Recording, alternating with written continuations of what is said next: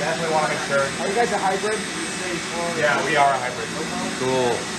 But he's getting in as level, alcohol, Oh yeah. braking, Oh yeah. Oh yeah. All inside the fire cabinet. all on the fire cabinet. Yep. Yep. Yeah, stuff like that, so you can just pull it off. Right. Cool. We have nylon, which we'll put over the material, which will kind of create like almost like a vacuum seal, but it's not a vacuum seal. It's a pure plywood. Do you pull the air out? Do you vacuum seal it? Or? No, since it's not really vacuum seal, it's like a pure plywood they call it. It just makes sure that everything is Yeah, snug together. Oh yeah, because it's gonna drip out. Yeah, snug together. And we just let it sit overnight depending on your epoxy cure time. Yeah, So yeah. If you have like 24 hour, 45, etc. I see. Gotcha. Oh, if it's just 24, I've only 60. And is it multiple layers all at once, or is it one layer at a time? So these things come in the rolls. Yeah. A lot of times they come, it has some marks already. You can see right here. It says 4 yards, and then we already say like I work 22, 23 couplers, so it's next year's. Cool. 4 yards and 22 inches. We usually make each tube about 3.5 yards worth of length. Yeah. It's always better to remove material than to add material. Yeah. If you add material, you can create like little voids that can be stress points. That makes sense. Better to remove material. Say like right here, I'm trying to get a water retaining ring to fit on my motor. So I'm building a level 3 one. So I have to sand down a lot of it. You can kind of see how it's starting to get less and less. It's starting to get thin as well. Yep. Right. So like this other side, which is thick. So it's best to remove material than to add. Gotcha. Centering rings, we usually use plywood, and we'll layer them on like 5 layers of fiberglass. And if your school has a water jet or a shop that can do that, Yep, we do. send them the XF files. Cool. Fins are about 16 layers of carbon fiber now. 16? Yeah, we'll make plates. Jeez. We'll make plates. I see. Oh yeah. And then slice them out with the. Yeah, you cut them to your size. With the cutter. Yeah. Make plates. Same thing with the mylar. You want to put wax on that stuff. So wax on mylar. Gotcha. And for those plates, to make sure that they're flat and stuff like that, we'll squeegee out the excess Right. epoxy. You want to get some heavy material. We have granite plates right here. You can see. Cool. That's what we'll sandwich the plates with to make sure that they're flat. That you have everything squeezed out. Yeah, you could vacuum seal too if you have that available, but Yeah, totally. Cordy's Loud has it. All right, cool. That's good to know. Yeah, That's good to know. It's like only like a small ridge. Out of the whole thing came right here, but it's easy fix. But everything else is flat and smooth. That's great. Yeah, it looks incredible. Wow. That as well. And then mounting that to the rocket then, what would you say the best method would be? What we tend to do is, what we'll do here, today we have, I kind of want things to be low, so I would give a little bit of resistance. So you want it right there. Next piece to go in.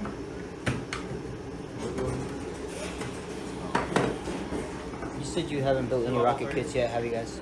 Not like this. Yeah, Not like so this. Like the rocket kits, they give you instructions to have Yeah. a certain distance from the top, bottom, and then one in the mid. So it's a really good thing to have. Are you talking about like small scale Estes kits? Level Or 1, level 2 rocket kits. Yeah, level 1, 4 level inch 2s. diameter. Okay. Yeah, like lock precision. yeah. Yeah. Lock precision, they'll have better. So what we'll do is we'll actually tack on fins onto Ah, like that. okay. Oh, You bring okay. me my cross section. And that Are you guys basically just COTS or locks them in. S-Rads? Right now we're COTS, but we're already doing our SRAD research. Jeez. What's up? You tack them on like that, essentially, right? So we want to do the kind of like what we do is we do the motor tube first. So everything, all the rings will be on. Right. This will be slapped on. The retaining ring will be the last thing you'll put on at the end. Okay. Retaining ring for a 75 millimeter. Yep.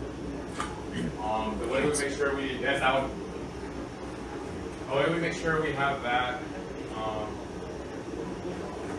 lined up. You go into SolidWorks, pretty much get a drawing, and you want to print them out 2 sides. Oh wow. See these black lines? Oh yeah. 120 degree spacing everything. Yep. So Oh. we'll put the tube on. Nice. That's Yeah, smart. this is like big scale Estes stuff. That's Yeah. crazy. Huh. And then just mark up the line, you know? Yeah. So you can have everything like that. You got the line. Anyways, doesn't matter. Same thing with this tube. And the 120. Yep. So this is like a 98 millimeter mount. Oh, wow. Oh. Put that there, mark it up. Lines up perfectly. Yeah. And then you'll technically come and put it on the back, and what we do is we cut it down. Oh, okay. You kind of want to cut it down to what the root cord is now. So just make sure you don't go too far in. Yep. Yes, sir. I'll help David. Yeah. It's, if you're gonna go back, my door's open. Just got some case. I'm not gonna go back anytime soon. And after that, What time do you want to start timing? it would be. Sorry about that. So yeah, you cut Hey, up. you're good, really. You want to make sure. There's some stuff. Okay, 2. When this is mounted on, there's a thing called fillets. You want to come with epoxy. Yep. You want to fill pretty much that space between. Golly, man. Fill that space together with like epoxy. Yep. We use we mix milled fiberglass with hard epoxy so we get a little bit of strength. They're called fillets. You can look those up. Oh yeah. I'm completely familiar with fillets and epoxies. Yeah. So you do that, which will give it that strength, and when you slide it in, you want to do another set of fillets. Gotcha. In with the tube. Oh, gotcha. Okay. So you can see how that. So it's like extra strong. Yeah, and you see how that lines up Right. with the center. Now, what about your Cool. hardware of motor? Is it another aluminum or steel thing that you're going to put inside this? Yes. Those are motor casings. You can get one from like Aerotech. Yeah, I'd love this. Yep. Cerrone. Yep.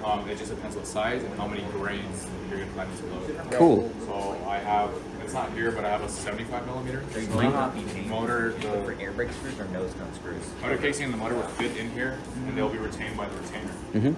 Right, right. And it's a 7 grain, so it's 7 grains that will load into there.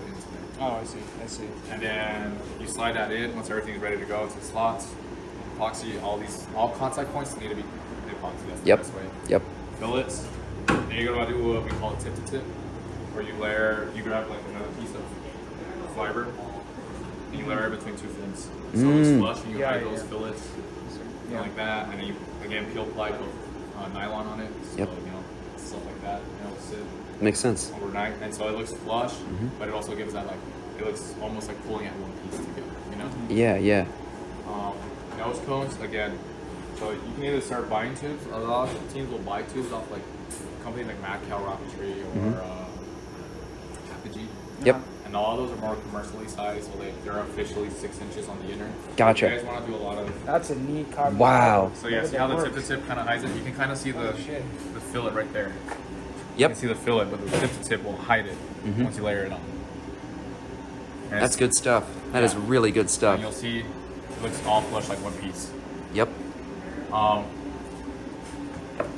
We can do that. Now, if you're gonna do your own size tube, you're gonna want to make the nose cone mold because there's not gonna be a nose cone that will fit it unless you get it exactly 6 inches. So it's much easier to get the 6-inch At the kit. starting team, yes. Yeah. I would recommend doing that. Gotcha. We have already done our research into it, and we have our own molds for nose cone. Whoa. You know what I mean? You guys make the molds? Huh? You guys made the molds? Yeah, we made everything. So everything, like pretty much all the rocket components are made by us. That's so cool. Jeez. Yeah, you could like 3D print a reverse press Mm-hmm. and make it mold out of that. Yeah, that's a good idea. So, and don't think we're like pros at it. It was a lot of trial and error. I mean, remember our first rocket Kato. Mm-hmm. So yeah, I would recommend probably just buying the Yeah, tubes. I mean, right. simple Yep. things you might have to do is just cut stuff out. Mhm. But it's not impossible. It really doesn't seem impossible. You just watch simple videos on how to assemble block position kits. You can Yep. apply to a bigger scale. All right, sweet. We had a sugar spill in the fire cabinet. Oh my god. Oh no. I'm just curious, how do you get this all shine? I don't know. Do you guys find it later or? We sand it all, make sure it's all flush, and then gloss is pretty much just a clear coat. Like, I don't know. Okay. Cool, We actually cool. use a gun, not just a spray can. Okay. You know what plug is in? I don't know if you've also heard of Apogee rockets. So Yep. that, Yep. So there's a lot of articles to read on there, things like that. Okay. The thing I've seen that people use for like this Mhm. is to make a 3D printed stencil so they can just slide in to hold your fins. Oh, that's a good idea. Yeah, some companies will follow Huh. as well. Oh, okay. Bob's ready.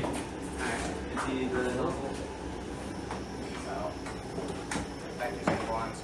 Yep. Like I would say, like each separate component, you're gonna have separate teams to make things easier and lights work. Yep. Have their own little blocks that we have, so like each team has their own little work. You want to look into like goal deployments for sure on rockets, how to set them up. you're comfortable with black powder or steel too, those are like two options. There's definitely other ways to rig them, but like steel what's most easiest to use, comfortable. Those are based off altimeters, terminal blocks, key matches or igniters for high power monitoring. Yep. You guys got? Really cool stuff. No, I'm not. If you could ballpark estimate the current cost of your entire rocket right now. 50,000. All right. 50, 15. 150. Yep. We also don't have to travel though. You have to include travel into your estimate. Pretty good. Yeah. Man. I will camp. Yeah, honestly, it seems like the best idea. They actually took away camping. What? They what? Yeah. They what? They took away camping from the camp. That's Well, terrible. you can camp around there. Yep. So these will slide in, and then what we do is we add a band as well. So Just to make sure everything's flush. yeah, it sits Yeah. flush, and then here you put switches to turn on all your equipment from outside. They're called rotary switches. Okay. Playing old ones and There's one around. And then you you just want to drill drill a pressure hole. holes. Yep. Pressure holes, so you can read it. So on these bigger ones, we like to put redundancies. Yep. So 2 altimeters. So they'll have 2 switches and then the same 3 holes to read Cool. pressure. And then caps. Make sure it's sealed. But yeah, that's why we have that band. I was so pissed. Sorry, I yelled at you. Black one, that's how it's all. Yeah. You can see another one right there. Yep, Alright, yep, I see it. how it lands all flush. So yeah, that's how you kind of want to get that going. Really good. Yeah, and then just marking tubes as well, helicoil stuff, one of your shear pins, so it does not have a premature separation, but it has enough to, the shear pin will shear with enough force. There should be shear pin calculators out there to know how much black powder you need and how much force it needs to rip off. It's just really tight. This. Yeah, there's a lot of online videos. Gosh. And then sometimes if you need just something to stay on, say what?